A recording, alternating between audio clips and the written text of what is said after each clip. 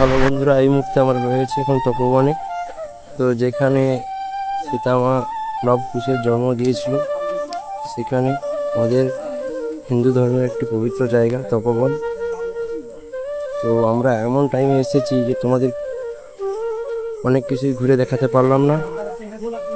তো পরে একবার আসবো, তোমাদেরকে পুরো তপোবনটা ঘুরে দেখাবো। তো ভিডিওটা পুরোটা দেখতে থাকো। তপোবনে ঢুকছি।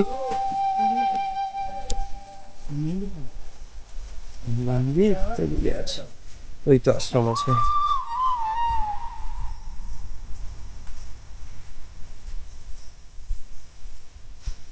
তো বন্ধুরা দেখতে পাচ্ছ, এটাই হচ্ছে সেই তপোবনে বাল্মীকি মুনির আশ্রম। এখানে লেখা রয়েছে, দেখতে পাচ্ছ, তপোবন বাল্মীকি আশ্রম।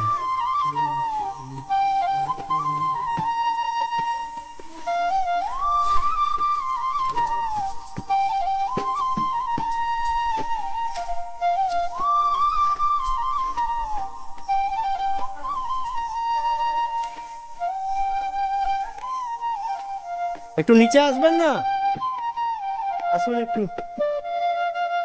এখানে রয়েছে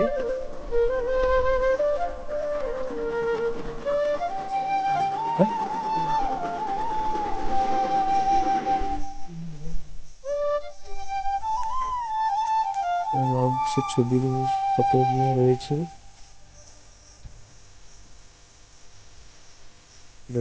যে ছবি দেওয়া রয়েছে।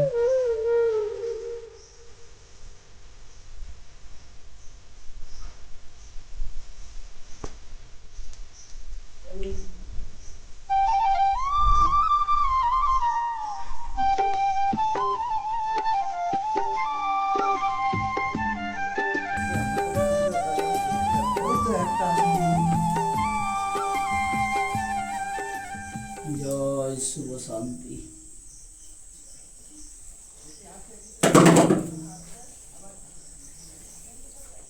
বাবা, আমাদের কোনো বিয়েতে হয়নি কেন বলো তো?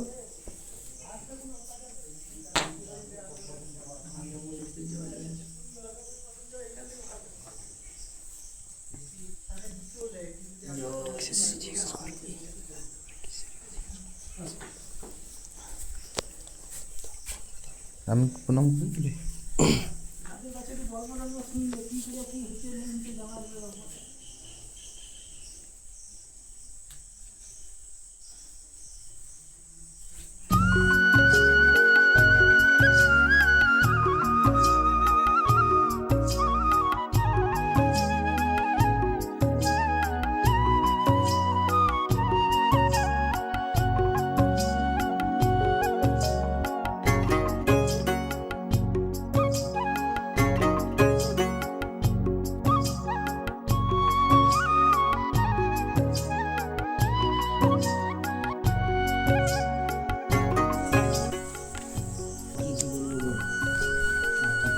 বলছি বাবা, এই যে আগুনটা জ্বলছে, এটা কোনো ঠাকুর দেবতার কি ব্যাপার আছে কোনো? এখানে লব কুশ জন্ম নিয়েছিল। আচ্ছা। মা সীতা আগুন জ্বালিয়ে বাচ্চাদের গায়ে উষ্ণতা তাপ দিত। তার নাম হচ্ছে আতর ঘর। আচ্ছা। আর এই আতর ঘরের আগুনে বাল্মীকি যজ্ঞকুণ্ড অখণ্ড ধ্বনি হিসাবে জাগিয়ে রেখেছে। সেই ধ্বনি আজও প্রভাতমান চলছে। এটা কি সেই ইতিহাস কি এই এই জায়গাটাই হয়েছিল? এই জায়গাটা বাল্মীকি তপোবন, সীতার বনবাস, লব কুশের জন্মস্থান। এই জায়গা বনবাসটা এটাই বনবাস। এটাই বনবাস। এবং অশ্বমেধের যজ্ঞের ঘোড়া নিয়ে বাবা রামের সঙ্গে অপরিচিত অবস্থায় এই লব কুশের সঙ্গে যুদ্ধ হয়েছিল। যুদ্ধেও লব কুশ পরাস্ত করেছিল রাম লক্ষ্মণ প্রজাগণকে, সেনা সামন্তকে। তারপরে পরাজয় করার পরে অচেতনের চৈতন্য জাগিয়েছিল বাল্মীকি কুমণ্ডল জল সিঞ্চন করে মহামৃত্যুঞ্জয় মন্ত্রী। তারপর সীতারাম লক্ষ্মণ সবার সঙ্গে শুভমিলন ঘটিয়ে মা সীতাকে রামচন্দ্র অযোধ্যায় ফিরিয়ে নিয়ে যান। যাওয়ার সময় সামনে আছে সুবর্ণরেখা নদী।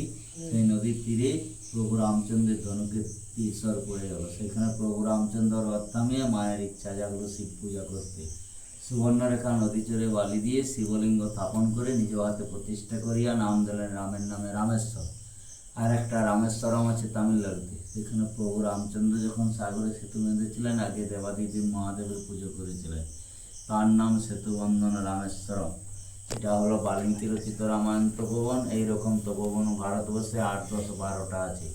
আছে অহল্লা তপোবন, আছে বিশ্বামিত্র তপোবন রামচন্দ্র গুরুদেবের, বশিষ্ঠ মহর্ষির তপোবন, নৈমিষ্য কাননে তপোবন, সিদ্ধেশ্বরীতে তপোবন, পঞ্চবটী বনে তপোবন, মাতঙ্গিনী ঋষির তপোবন, নর্মদা নদীর তীরে মাতা দেবীর তপোবন, এবারে দণ্ডকারণে তপোবন, চিত্রকূট পর্বতে তপোবন, কৈলাসে পার্বতী মায়ের তপোবন। এইরকম অনেক তপোবন আজও আছে। আর এই যে তপোবনের কথা আজকের কথা নয়, হাজার হাজার বছর আগেকার কথা, প্রায় মিনিমাম 10,000, 12,000 বছরের ঘটনা। সত্য কি মিথ্যা তা নিয়ে বহু বিতর্কিত, মনের বিশ্বাসের উপরেই সত্য। কেন না রামায়ণ 10 থেকে 12,000, মহাভারত 5,500। এগুলো এখন মানুষের মনে গল্প এবং কাহিনী হয়ে গেছে। কেন বহুদিনে সামনের দিনে কথাগুলো যদি আপনারা বলেন আপনাদের বাচ্চাদেরকে, ছোট ছোট বাচ্চা যারা বিয়ে করেছেন বা করিনি, যে লকডাউন এসেছিল, করোনাও এসেছিল, কোথাও গাড়ি ঘোড়া চালেনি, মাস্ক বন্ধ করে থাকতাম, নোটবন্দি হয়েছে, তারপর প্রচুর কষ্ট হয়েছে, এগুলো ছেলেদেরকে বললেও বলবো বাবারা গল্প শোনাচ্ছে, তারা জানেন। সেরকম মনের উপরেই বিশ্বাস। বলো তুমি কিটা বলেছিল বিয়ে করতে? বা তোমার নামটা কি তাহলে? আমার নাম জয়ন্ত বেরা। এখানে কোন সময় পুজো অর্চনা বা কোনো পুজো অনুষ্ঠান? হয় মকরের সংক্রান্তিতে, স্নান যোগ মেলা আছে, টুসু নাচানো, সে সময় 1.5-2 লাখ লোকের জমায়েত হয়। তারপরে শিব চতুর্দশীতে রামেশ্বর এবং এটা যুক্ত হয়ে প্রায় বহু লোকের সমাগম 3 থেকে 4 দিন। তারপরে বুদ্ধ পূর্ণিমাতে নামযজ্ঞ হয়, 5,000-7,000 লোকের সেবা আয়োজন হয় অন্য। তারপরে আপনার এই রামনবমীতেও লোক হয়, হনুমান জয়ন্তীতেও লোক হয়, তারপরে এমনি এমনি 25শে ডিসেম্বরও হয়, 1লা জানুয়ারি হয়, প্রায় লোকজন আসে কম বেশি করে। আচ্ছা। হ্যাঁ।